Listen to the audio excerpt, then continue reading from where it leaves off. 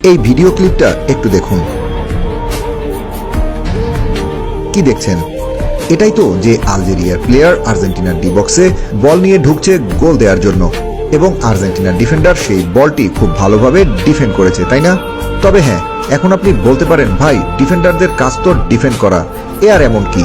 ভাই একটু দাঁড়ান, ভিডিওটা একটু পজ করি, এখন একটু জুম করি, এইবার দেখেন তো কে এই বলটি ডিফেন্ড করছেন, বা এই ডিফেন্ডারের নামই বা কি?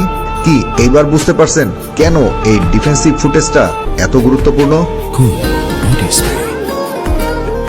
Long-lasting fragrance. Get ভাই ইনি সেই মেসি, ইনি কোনো সাধারণ দিনের মেসি না, ইনি ডিফেন্ডার মেসি, যে মেসি চাপা পড়ে গেছেন হ্যাটট্রিক করা গোল মেশিন মেসির কাছে। আলজেরিয়ার বিপক্ষে হ্যাটট্রিক গোল করা মেসির কারণে লাইমলাইটে আসতে পারেননি এই ডিফেন্ডার মেসি। আরো অবাক করার বিষয় হলো, আপনি যদি মেসি ফ্যান বা মেসি হিটার হয়ে থাকেন, তবে মেসিকে মোটামুটি সব পজিশনেই খেলতে দেখে ফেলেছেন। এই যেমন ধরুন forward Messi, winger Messi, play maker Messi, false নাইনের মেসি, মিডফিল্ডার মেসি। এখন শুধু এতটুকুই বাকি ছিল ডিফেন্ডার মেসিকে দেখার, এবং সেটাও দেখা গেল বিশ্বকাপের মতো এই বড় মঞ্চে আলজেরিয়ার বিপক্ষে। তাহলে চলুন আলজেরিয়ার ম্যাচে এই ডিফেন্সিভ মেসি কি কি করেছেন তা একটু খুলে বলি আপনাদের। আলজেরিয়ার বিপক্ষে গত ম্যাচটিতে মেসির হেডট্রিক নিয়ে আলোচনা হলেও আড়ালে পড়ে গেছে তার ডিফেন্সিভ ওয়ার্ক রেট। একটু এই ক্লিপটির দিকে নজর দিন।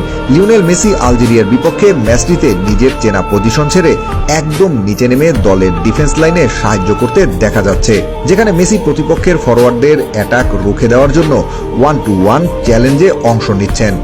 সাধারণত ফরওয়ার্ডদের নিচে নামতে দেখা যায় না। এই যে ধরুন ক্রিস্টিয়ানো রোনালদোরই কথা, তিনি তো কখনো নিচে নামেনি না, এটা অবশ্য তাদের কাজও না।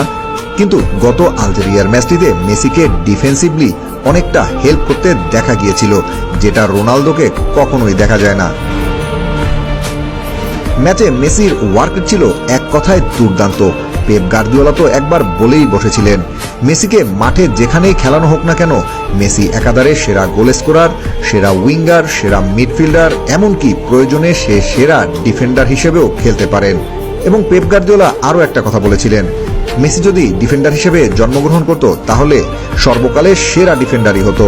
এবং একটু খেয়াল করলে দেখবেন আলজেরিয়ার বিপক্ষে লিও এটাই প্রমাণ করে দেখিয়েছেন।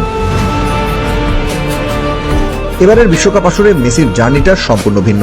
আগে যতবারই মেসি বিশ্বকাপে অংশগ্রহণ করেছেন আর যে রোলটা প্লে করেছেন, এবার তেমন কিছুই থাকছে না।